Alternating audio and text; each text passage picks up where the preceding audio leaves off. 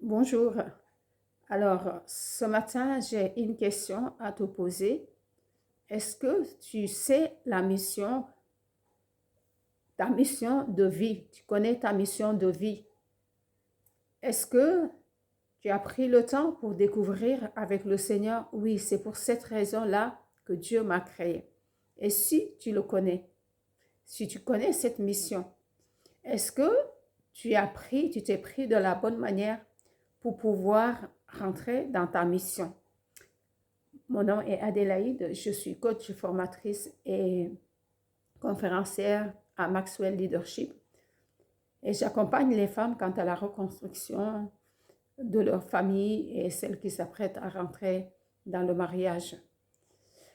Alors ce matin, je voudrais qu'on regarde comment une personne peut rentrer dans sa mission. Oui, d'autres disent, ah, j'ai pas de mission. Si le Seigneur a une mission pour chacun de nous. Et nous allons lire la Bible dans le livre de Lévitique et nous allons voir comment Dieu, dans l'Ancien Testament, préparait les enfants d'Aaron qui devaient faire cette fonction, par exemple, qu'il a choisi. Parce que même si ce n'est pas la même chose que ce que eux ils faisaient, ils étaient là au service du Seigneur. Mais aujourd'hui, nous nous rendons compte que le service du Seigneur, on peut le servir partout. Dans les talents, on a les dons et talents, et ces dons et talents-là, si nous les découvrons, si nous laissons le Seigneur nous montrer vraiment, nous pouvons voir que chacun de nous a une mission. Pas certainement comme eux, ils étaient là, mais c'est exactement pareil. C'est exactement pareil. Là, c'était des choses qui devaient préfigurer ce qui devait arriver. Maintenant, nous, dans notre vie et dans notre relation aujourd'hui avec Jésus, nous devons concrétiser. Parce que Jésus, c'est la réalisation. Ces choses préfiguraient ce qui devait se passer. Mais aujourd'hui, nous vivons dans la réalisation de ce qui se passait avant. Et là, il parle de temple. Si tu es le temple du Saint-Esprit, alors nous allons voir comment on peut se préparer ou découvrir sa mission et aussi pouvoir aussi y rentrer comme il faut. Parce que si on n'est pas préparé, nous pouvons tourner en rond longtemps sans accomplir cette mission. Alors, la consécration des premiers prêtres. Non, je vais prier déjà. Oui, merci Seigneur pour ce temps que tu nous donnes. Je te remercie parce que tu es fidèle. Tu es toujours fidèle. Même si nous ne sommes pas fidèles, mais toi, tu restes fidèle. Et tu nous as créés, chacun de nous. Tu as mis un don. Tu as mis des talents. Et ces dons et talents ne sont pas pour nous, mais pour que nous puissions te servir comme toi tu veux. Mais la plupart du temps, nous ne savons pas. Nous ne prenons pas le temps de découvrir ce que tu as déposé à nous. Je prie pour mon frère et ma soeur qui vont regarder cette vidéo, que tu puisses lui montrer. Et une fois que tu lui montres, que tu l'aides aussi à te découvrir à partir de cette parole. Comment il peut te plaire et rentrer dans cette mission. Oui, merci Seigneur. Dans le nom de Jésus, j'ai prié. Amen. Donc, le Lévitique au chapitre 8, ils disent la consécration des premiers prêtres. Le Seigneur dit à Moïse, convoque Aaron et ses fils à l'entrée de la tente de la rencontre. Fais apporter des vêtements sacrés et l'huile d'onction et fais amener le taureau des sacrifices pour obtenir le pardon des péchés, les béliers et la corbeille contenant des pains sans levain. Rassemble aussi toute la communauté d'Israël à cet endroit. Moïse obéit. Il rassembla les Israélites à l'entrée de la tente et leur annonça qu'ils devaient exécuter les ordres du Seigneur. Puis il alla chercher Aaron et ses fils, fit prendre un bain rituel.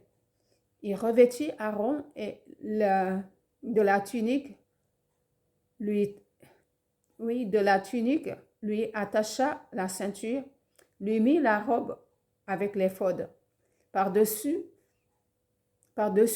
et noua dans son dos les attaches de l'éphod. Il plaça sur sa poitrine le pectoral dans lequel il déposa l'urim et le touma. Il posa le turban sur sa tête et fixa l'insigne sacré, le bijou d'or et forma en forme de fleur sur le devant du turban, conformément aux ordres du Seigneur. Moïse prit ensuite l'huile d'onction et s'en servit pour consacrer la demeure. Ce qu'elle contenait, elle fit ses aspersions pour consacrer l'autel, ses accessoires, le bassin des purifications et son support. Il consacra également Aaron en versant l'huile sur sa tête. Il demanda aux fils d'Aaron de s'approcher. Il les revêtit de leur tunique aussi, puis il les mit leur ceinture et leur char conformément aux ordres du Seigneur. Ça, c'est la préparation déjà. La première des choses, il y a cette rencontre entre Moïse et Dieu. Et quand Moïse a rencontré Dieu, Dieu lui a donné ses ordres. Et qu'est-ce qu'il a fait? Moïse a obéi. Et c'est la première des choses. Parce que si nous n'avons pas cette rencontre avec Dieu, si nous ne prenons pas le temps pour passer du temps avec lui, nous ne pouvons pas le découvrir. C'est vrai. Et ce temps-là, c'est dans la prière qu'on peut le trouver. C'est dans la prière qu'on peut découvrir ce qu'il a pour nous. C'est dans la prière que nous pouvons grandir avec lui et savoir que pendant que tu vas être en train de prier et de lire sa parole aussi, le Seigneur va te dire, c'est ça que j'ai mis. Et si toi, tu obéis et tu veux faire ça, il te dit les conditions aussi. Et la plupart du temps, on ne comprend pas, on ne sait pas pourquoi, parce qu'on est en train de nous battre, parce que nous, on avait déjà prévu ce qu'on devait faire. Et ça nous permet de tourner en rond, parce que si réellement, il veut te toucher pour que tu puisses toucher une catégorie de personnes, il va continuer, parce qu'il t'a choisi. Cette mission, elle est pour toi, ce n'est pas pour une autre personne, elle est pour toi. C'est à toi de l'accomplir. Maintenant, si tu ne comprends pas que tu dois accomplir cette mission, tu peux tourner en rond parce que ta vie n'est pas conforme à ce que le Seigneur veut pour toi. Et la deuxième chose, il dit, il prépare tout ce qu'il faut pour pouvoir permettre à Aaron et ses enfants de rentrer dans leur mission. Il dit par exemple, les vêtements sacrés, l'huile d'onction, et fait amener les taureaux pour les sacrifices et pour le pardon des péchés. Moïse obéit et il fait ce que le Seigneur, et il transmet le message au destinataire. Il transmet le message au destinataire. Et des fois, tu es en train d'écouter un message et tu dis, ce message est pour moi. Peut-être ça, là, ça va me permettre de découvrir. Mais tu dis, non, je n'écoute pas. Moi, de toute façon, j'ai une mission, je sais ce que je veux faire. Ce n'est pas une personne de me dire, ce n'est pas une personne qui te dit, c'est Dieu qui a prévu pour toi. Tu peux aller au travail, tu peux faire ce que tu aimes faire, mais est-ce que c'est la même chose que Dieu attend de toi? Est-ce que c'est ce qu'il veut que tu accomplis? Et des fois, nous tournons en rond parce que nous sommes obstinés à faire une chose. Et nous voulons amener Dieu à nous, à aller dans notre sens. Et oui, à être derrière nous pour, appuyer. Je suis désolée, si nous ne sommes pas dans ce que lui, il veut, il ne peut pas non plus nous obéir, lui. Ce n'est pas lui, notre esclave, qui va être derrière nous pour dire, oui, je vais faire ça, je vais faire ça. Moïse a transmis le message. Et ceux qui ont reçu le message aussi ont obéi à Moïse. Il dit, oui, nous sommes d'accord. Donc, après cette étape-là, de la mission, il alla chercher les personnes qui sont concernées. Le peuple aussi était là. Il commence la préparation. Il dit, il alla chercher Aaron et ses fils, leur fit prendre un bain rituel, les revêtit de leur tunique, les habits qu'il fallait mettre, parce que ce sont des habits consacrés à Dieu. Et puis, qu'est-ce qu'il fait? Il noua les attaches, il plaça sur sa poitrine, il met tout ce qu'il fallait, il posa le turban, ce que le Seigneur a donné, conformément aux ordres du Seigneur. Il n'y a pas une seule chose qu'il a fait ici qui ne vient pas de Dieu. Et c'est ça aussi. Quelles sont les étapes? Il faut que tu connaisses ta mission. Quelles sont les étapes que je dois faire? Qu'est-ce que tu veux que je fasse, Seigneur? Et nous avons vu Moïse depuis le départ, dans le livre d'Exode. On a vu, à chaque fois, il a dit à Dieu, si tu ne viens pas avec moi, ne compte pas sur moi pour accomplir cette mission, parce que je sais que je ne peux pas le faire. Il vient, à un certain moment, il y a quelque chose qui se passe. Dieu dit, ah, si c'est ça, moi, je te laisse partir. Il dit, ah, si c'est ça, moi non plus, je n'accomplis pas la mission. C'est la mission de Dieu. Et il a envie que cette mission soit réalisée. Quel que soit ce que les gens en face de toi vont te dire, ils vont dire, mais est-ce qu'elle est formée? Mais est-ce qu'elle a fait de grandes études? Ce n'est pas, ne t'inquiète pas, n'écoute pas ce qu'une personne va dire, parce qu'il ne s'agit pas de ta mission, c'est la mission de Dieu. Et celui qui t'a donné cette mission-là va te permettre, va te donner tout l'outil nécessaire pour que tu puisses accomplir la mission, pour que tu puisses rentrer dans ce qu'il a prévu pour toi. Donc, il alla chercher toutes ces personnes qui devaient accomplir, Moïse et ses enfants, et le peuple aussi qui devait être là pour être des témoins devant Dieu, que ces personnes sont consacrées. Et aussi, à leur tour maintenant, de pouvoir les soutenir. Le peuple était d'accord, parce qu'ils savaient que ils se sont consacrés pour pouvoir se servir. Parce que finalement, si on lit jusqu'au bout, quand le peuple aussi, à leur tour, sera venu pour venir devant Dieu ou pour le pardon des péchés, il y a certains sacrifices qu'il fallait faire. Et ils venaient voir ces personnes-là pour que... Et c'est pour ça aussi, si vous avez quelqu'un qui est en train de vous aider et de penser à cette personne et dire, ah, cette personne, elle m'a aidé, assez aidé. Est-ce que je pense un petit peu à sa vie? Parce que le peuple est là, il est venu, il est témoin. Mais le peuple est là, témoin, parce qu'ils doivent les soutenir. La plupart du temps, on ne fait pas attention à ça. Moïse prit ensuite l'huile d'onction et s'en servit pour consacrer la demeure et tout ce qu'elle contenait. Elle fit cette aspersion pour consacrer l'autel, ses accessoires, le bassin de purification et son support. Il consacra également Aaron en versant l'huile sur sa tête. Il demanda enfin aux enfants et il fit pareil pour eux, comme il a fait pour leur père. Il a commencé par sanctifier l'endroit. Dieu est un Dieu saint. Je ne dis pas qu'aujourd'hui, nous, on va prendre l'huile d'onction, mais pourquoi pas? Si c'est Dieu qui nous demande de faire ça, nous pouvons faire ça. Mais la première des choses qui doit être sanctifiée, c'est nous. Si nous sommes le temple de Dieu, nous devons veiller à ce que, avant de s'approcher, avant de pouvoir accomplir sa mission, il faut qu'on soit sûr que dans notre cœur, il n'y a pas quelque chose qui va gêner Dieu. Aujourd'hui, on ne va pas faire ça parce que ce qu'ils faisaient, les sacrifices qu'ils ont fait, nous, Jésus-Christ est venu et il l'a fait. Il a offert ce sacrifice une bonne fois pour tout. Il a accompli ce que ces gens-là étaient en train de faire. Donc, si Jésus a fait cela, et il nous a dit maintenant, en partant, je vais vous laisser mon esprit pour que vous puissiez accomplir aussi la mission que vous devez accomplir.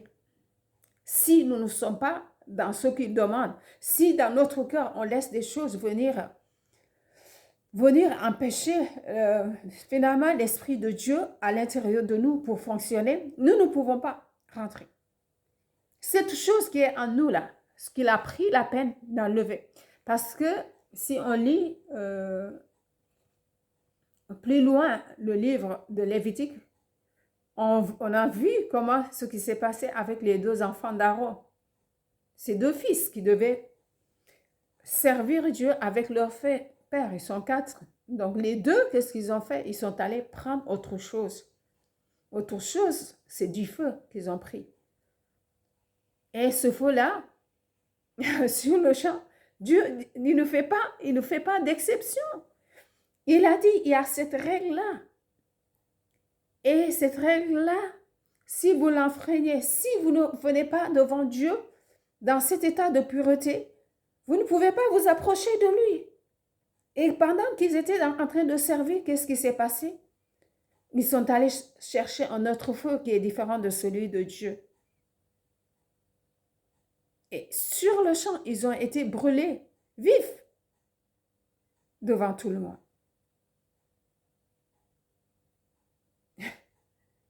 C'est fou.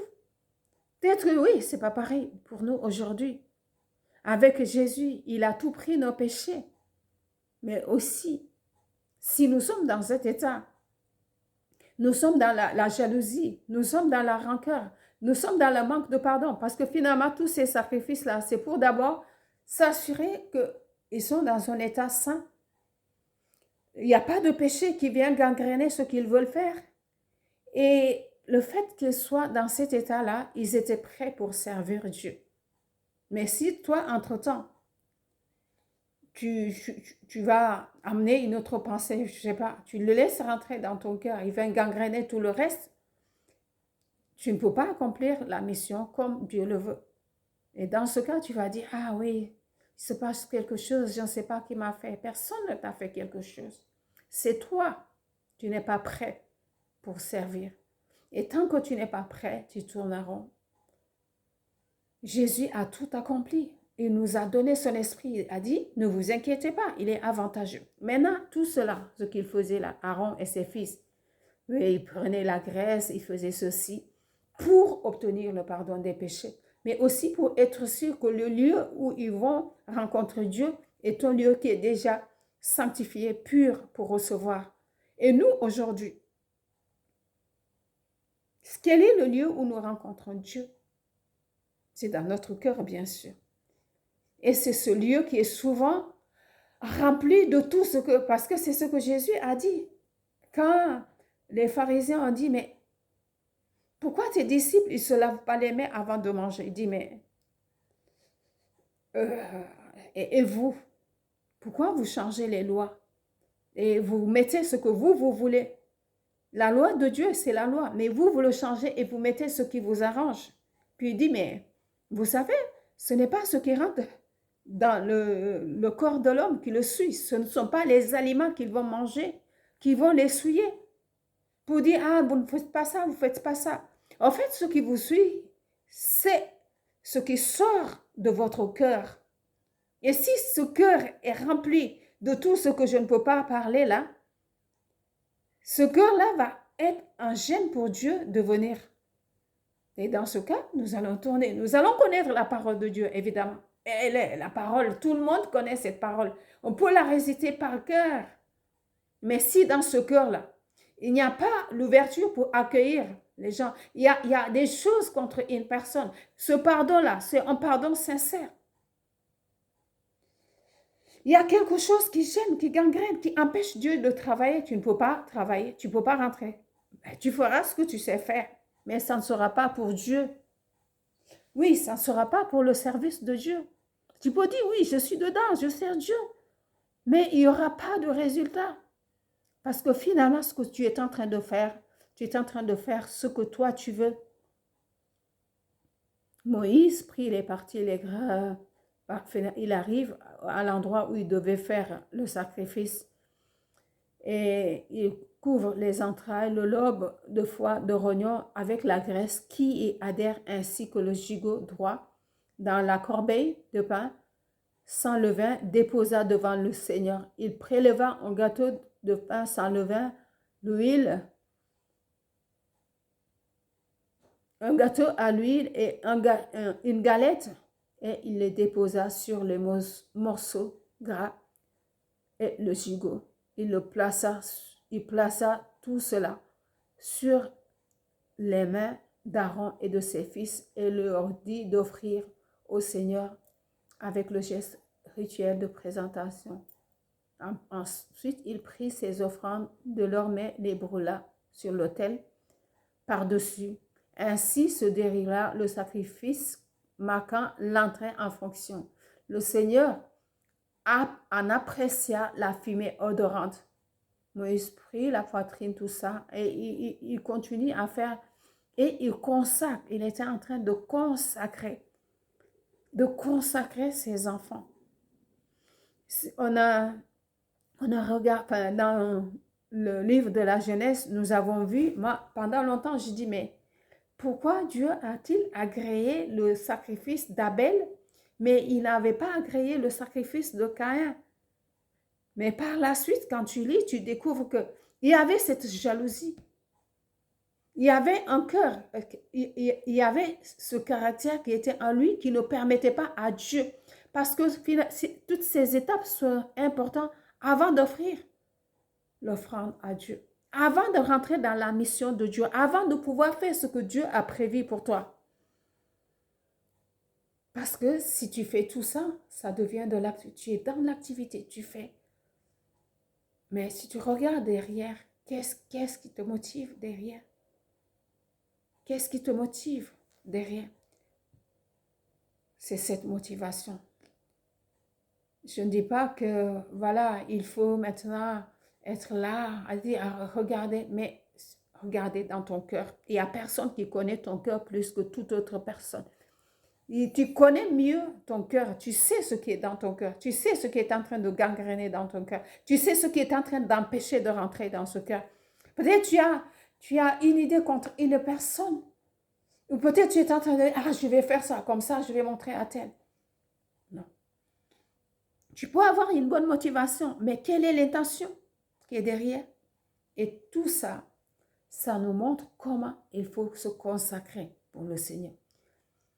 Comment il faut faire sans arrière-pensée et d'obéir aussi. Quand tu reçois une parole, obéis-la.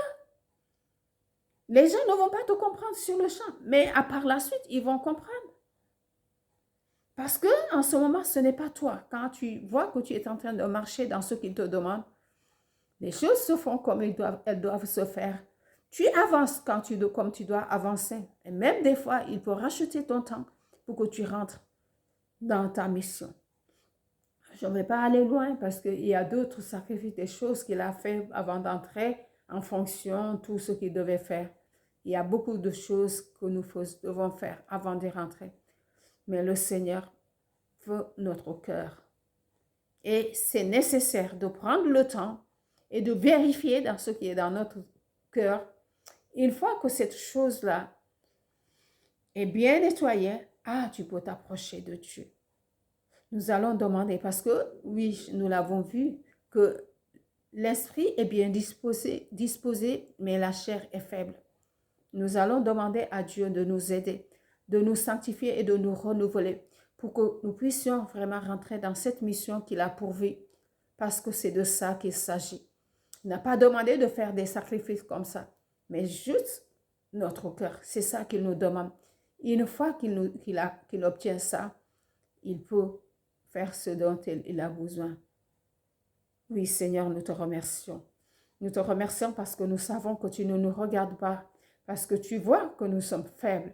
Et c'est pour cela que tu interviens pour nous soutenir, nous aider, nous tenir pas après pas, pour que nous puissions rentrer dans cette mission. Je te remets mon frère, je te remets ma soeur, que tu puisses l'aider à rentrer dans cette mission que tu l'as confiée. Dans le nom précieux de Jésus, j'ai prié. Amen. No ko mulon babaji wahana temita senilani wahuman panukano. Ifok nujo hakila temit. Na hisi tailo mulujo parce que ujo mutumo hakilol pour na ila hisi la to has. Ahisu timo la to ilo has. Me ahisi mo ani ma li malo mulukan lo has. Ba wahana so akila sohlamu. hukonka holola. Nana mola baji hukonka holola.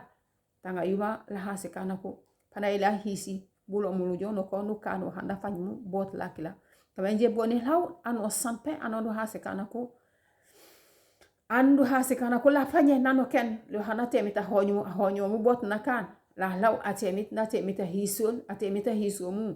La hiso fof bolandi ajo noko mulo male gen buku yom kul hunges bujo ni jijo noko demul ka honyul mini jini jibil fof ni lambenul parce que wahwanu la fof to jome yoki je has en a kamate mit mala panye donc njemu nako honak fof likay kataj ni no ken yo hanate mit honyo mu pour ni li lok.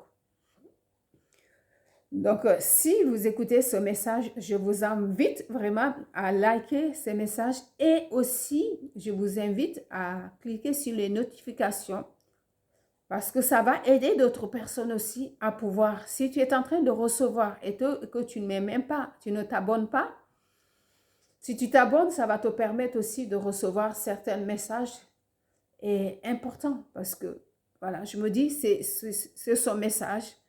Et il touche qui il veut. Et je ne suis pas pressée non plus. Je sais que ce qu'il veut faire, il met tout le nécessaire pour l'accomplir. Et toi, si tu es dans cette recherche-là, alors tu peux t'approcher de moi et je vais te montrer comment aussi tu pourras accomplir ta mission. Merci.